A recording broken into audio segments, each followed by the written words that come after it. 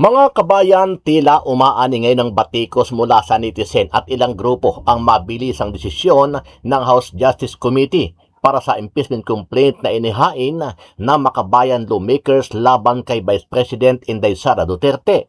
Sa isang press con kahapon, nanindigan ang Akbayan at Makabayan Bloc, nakakatigan sila ng kamera para makalusot ang kanilang mga inihaing complaint laban kay VP Sara matapos magsalita at tiniyak ni House Justice Committee Chairperson Representative Gerville Luistro na agad nilang pag-aaralan at bibigyan ng aksyon ang impeachment ni VP Sara Duterte. Sa kabila nito, reaksyon ng netizen, bakit daw tila nakatutok at seryoso sila sa kaso ni VP Sara, pero yung mga impeachment complaint ni Pangulong Bongbong Marcos Jr. ay agad nilang ibinasura at hindi man lang umabot sa trial gaya nitong kay VP Sara Duterte. Hindi kami mahihirapan talaga na makalusot itong impeachment kay Sara Duterte in terms of substance. Bahagi naman ng impeachment articles, yung complaints namin laban kay VP Sara. Confident kami, yung isang yung betrayal of public trust na uusad ito. Confident kami na pagdating nito sa Committee on Justice ay matutuloy ito hanggang dun sa hearing proper. Samantala, nagsalita naman at dumipensa si VP Sara Duterte sa mga grupong Akbayan at Makabayan Bloc na naghain ng impeachment complaint laban sa kanya. Kanina lang ay sinabi ng pangalawang Pangulo na haharapin niya ang mga kasong isinampa sa kanya at naniniwala siyang planado ang mga impeachment na ito para mapatalsik siya sa pwesto. Aniya, ginagawa lahat ng paraan ng kampo ni PBBM at Kamara ang mga paraan kung paano siya mabubura bilang balakid sa kanilang planong pampolitika sa darating na presidential eleksyon. Noong 19th Congress, binuksan pa nila ang isang Investigation in Aid of Legislation. Hindi upang lumikha ng batas, kundi upang magsagawa ng isang malinaw na fishing expedition para sa planadong impeachment laban sa akin. Paulit-ulit nilang ibinandera ang isyung Mary Grace Piatos bilang umano'y bahid ng katiwalian. Kahit na sa kabila ng lahat ng investigasyon ay wala silang naipakitang kahit isang direktang paglabag sa paggamit ng confidential funds.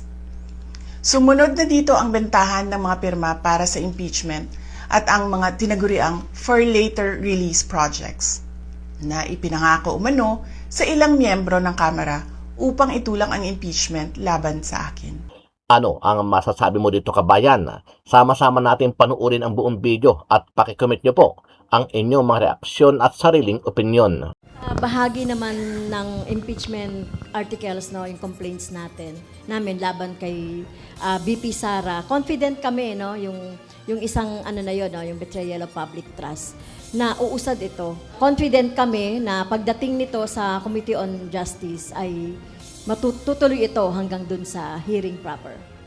Mataas ang kumpiyansa ng mga naghain ng impeachment complaint laban kay Vice President Sara Duterte na magtutuloy-tuloy ang usad ng reklamo sa mababang kapulungan ng Kongreso. Kasunod ng referral ng impeachment complaint sa Office of the Speaker kahapon na inaasahang maiisama na sa order of business ng Kamara sa susunod na linggo. Ayon kay dating ACT Teachers Party List Representative Franz Castro na isa sa mga complainant, matibay ang mga ebidensya na nagkaroon ng betrayal of public trust si Vice President Duterte. Suportado niya ito ng mga dokumentong isinumite nila patungkol sa hindi maipaliwanag na paggasta ng Vice Presidente sa higit 600 million pesos na confidential funds.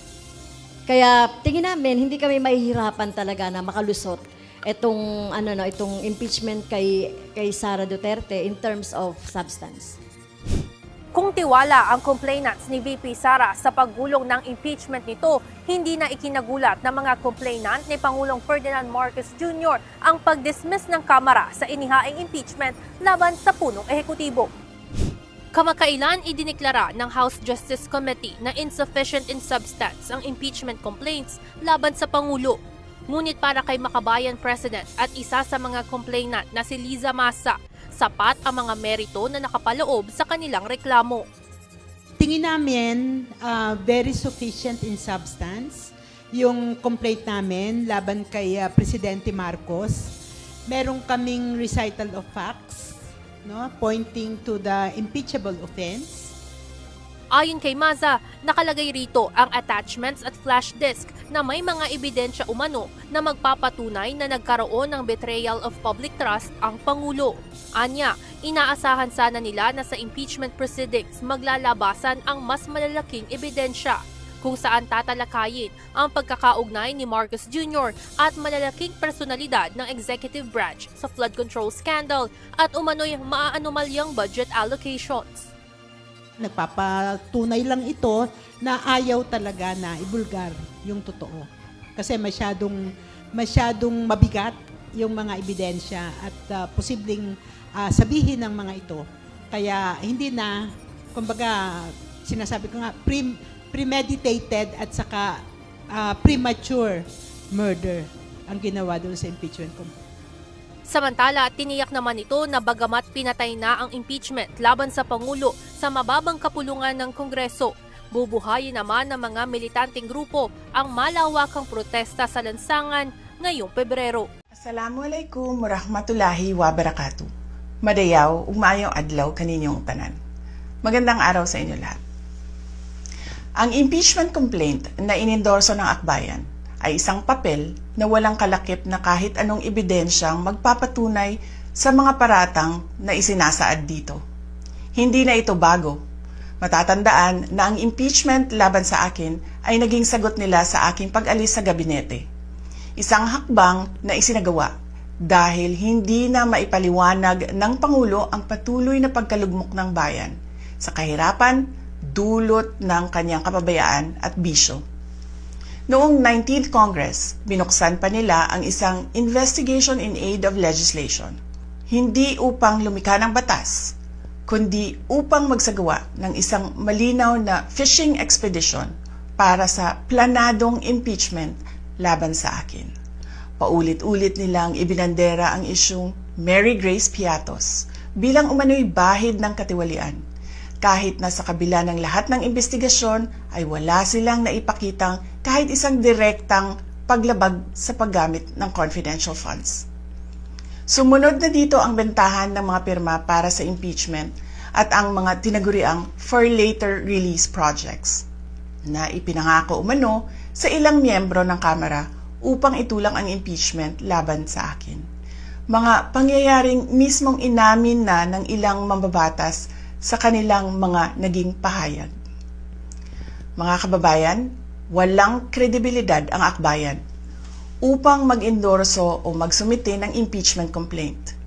Ilang ulit ng hayagang ipinahayag ng kanilang pinuno ang kanyang intensyong tumakbo sa pagkapangulo.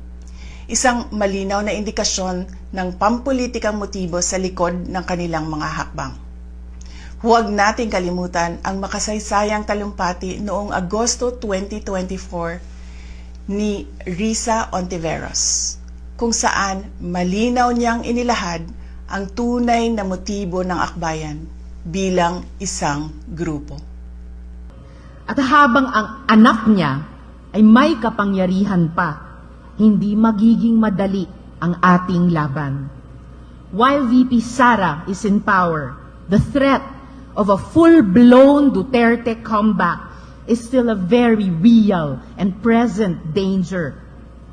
For one, they are supported by one major superpower, China. Kaya malinaw na lahat ng ito ay isang uri ng harassment at pang-aabuso sa proseso ng impeachment ng grupong akbayan. Hindi malinaw kung ano ang ipinaglalaban nila para sa kaayusan ng bayan. Pero napakalinaw ng kanilang pamumulitika at pagpapahirap sa usaping diplomasya ng ating bansa. Sa huli, ang tunay na laban ay hindi lamang laban ng iisang tao o iisang grupo. Ito ay laban para sa katotohanan at sa dangal ng ating bansa. Naway magsilbi itong paalala sa ating lahat na ang kapangyarihan ng impeachment ay hindi dapat ginagawang sandata ng politika, kundi isang banal na proseso para sa hustisya at pananagutan. Sapagkat kapag nanaig ang abuso, ang tunay na talunan ay ang sambayanang Pilipino. Syukran.